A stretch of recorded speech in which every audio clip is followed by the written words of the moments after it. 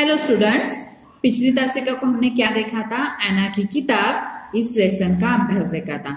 तो आज से हम क्या करने वाले हैं कि हमारा इस टर्मिनल एग्जाम के लिए जो सिलेबस है वह कहाँ से कहाँ तक है? उठो लाल इस कविता से एना की किताब यहाँ तक है। तो देखो, आज की तासिका से हम क्या करने वाले हैं कि रिवीजन देखने वाले हैं। रिवीजन में पहले उठो लाल यह कविता आपको क्या करनी है? ठीक से रीड करनी है। अब देखो, इसके आगे इसके क्वेश्चन आंसर क्या है हम देखते हैं। शब्द अर्थ देखो पहले। सुंदर खूबसूरत, भोर सुबह, लाल पुत्र, भौरे भंवरे, लाली लालिमा। सुनहरी का मतलब क्या है? सोने के रंग की। दल का मतलब है समूह, छवि का मतलब है शोभा और नभ का मतलब है आसमान। अब हम क्वेश्चन आंसर्स देखते हैं। देखो, लिखित में पहला प्रश्न क्या है? दी गई कविता की पंक्तियां पूरी कीजिए। जब भी आपको एग्जाम में ऐसा प्रश्न पूछा जाएगा तो इसीलिए ऐसे प्रश्न आएंगे, इसीलिए आपको कविता पूरी की पूरी मन में यानी कि पठन होनी चाहिए। इसीलिए कविता का रीडिंग करना भी जरूरी है। देखो, चिड़िया चहक उठी पेड़ों पर, बहने लगी हवा अति सुंदर, नभ में न्यारी लाली छाई, धरती ने प्यारी छवि पाई। अब आगे देखो, दूसरा प्रश्न क्या है? दिए गए प्रश्नों के उत्तर कुछ शब्दों में लिखिए। इसमें पहला प्रश्न क्या है? कविता में कौन किसे उठा रहा है? तो देखो, कविता में माँ अपने बेटे को उठा रही है, यह इसका आंसर है। लेकिन कुछ शब्दों में आंसर लिखना है, इसीलिए यहाँ पे पूरा आंसर नहीं लिखा है। ख, कमल दल पर कौन झूले? कमल दल पर भौरे झूले। तीसरा प्रश्न देखो, लाली किस में छाई है? तो लाली नभ में छाई है, लाली नभ में छाई है। धरती ने कैसी छवि पाई है? धरती ने प्यारी छवि पाई है। कैसी छवि पाई है? प्यारी छवि पाई है। अब इसके आगे क्या है?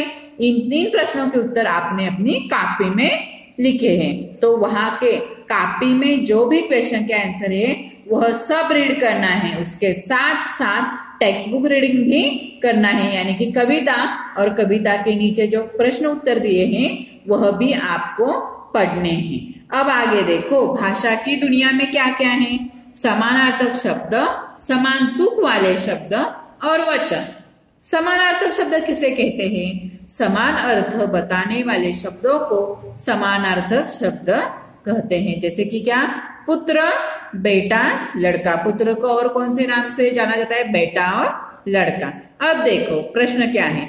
दिए गए शब्दों के समानार्थक शब्द में सही का निशान लगाना है। देखो, पानी का समानार्थक शब्द है जल, सूरज का समानार्थक शब्द है सूर्य, नभ का समानार्थक शब्द आकाश, हवा का समानार्थक शब्द वायु और धरती का समानार्थक शब्द भूमि। जब भी आपको परीक्षा में ऐसे प्रश्न पूछे जाएंगे तो सबसे पहले प्रश्न ठीक से ध्यान देके पढ़ने हैं और उसके बाद ही दिए गए प्रश्नों के उत्तर आपको ठीक से सॉल्व करने हैं। अब आगे क्या है देखते हैं।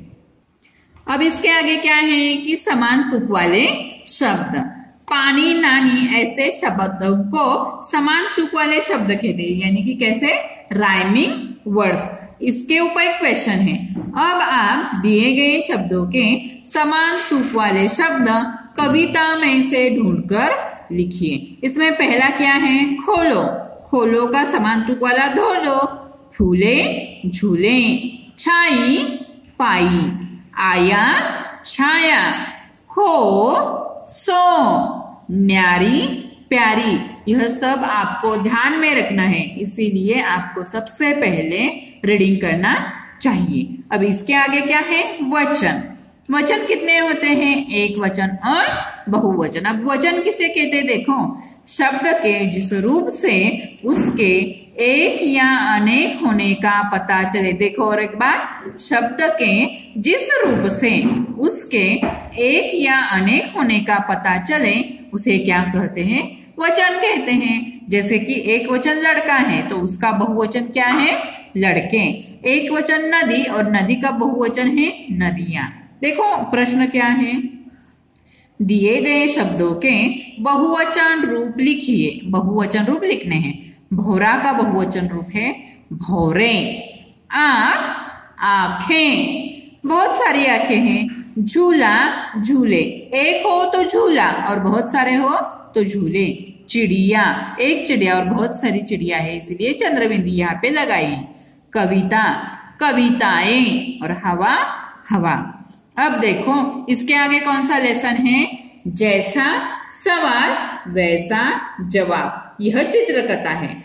अब इसमें क्या है, रामदीन नामक एक आदमी था, उसने कपड़े रंगने की दुकान खोली थी और शेरसिंह नामक एक आदमी था, उसे रामदीन से जलन होती थी। अब देखो इसमें क्या किया कि रामदीन ने जैसा सवाल वैसा ही जवाब शेरसिंह को बताया। बताया गया मतलब क्या हुआ कि वह शेरसिंह रामदीन पर जलता था, इसीलिए उसने यानी कि रामदीन ने शेरसिंह को सबक कैसे सिखाई है यह हमने इस लेसन में देखा है।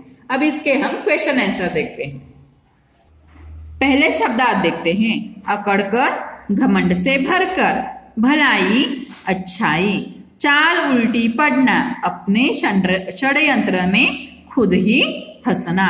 खास का मतलब है विशेष, हिम्मत का मतलब है साहस, लगन मतलब काम में ध्यान लगाना, गुणगान का मतलब है किसी के गुणों को बताना। अब अभ्यास में क्या है, लिखित में देखो, चित्रकथा में पहले क्या हुआ सही क्रम लिखकर बताइए। यह क्वेश्चन मैंने आपको यूनिट टेस्ट में दिया था, लेकिन बहुत सारे बच्चों ने यहाँ पे मिस्टेक की है। तो क्या करना है कि पहले कहानी ठीक से पढ़नी है, यानी कि चित्रकथा ठीक से पढ़नी है, उसके बाद ही और एक बार बिना देखे यह क्वेश्चन सॉल्व करना है। देखो, शेरसिंह रामदीन की दुकान से खिसक लिया, ये कब हो गया? तो सबसे पहले क्या हो गया, रामदीन ने कपड़े रंगने की दुकान खोली। उसके बाद शेरसिंह को रामदीन से जलन होने लगी, यानी कि 2 नंबर। 3 नंबर पे क्या हो गया, शेरसिंह रामदीन की दुकान पर जा पहुंचा। 4 नंबर, शेरसिंह समझ गया कि उसकी चाल उल्टी पड़ चुकी है। और लास्ट वन क्या है, शेरसिंह रामदीन की दुकान से खिसक लिया। देखो यहाँ इस क्वेश्चन में मेन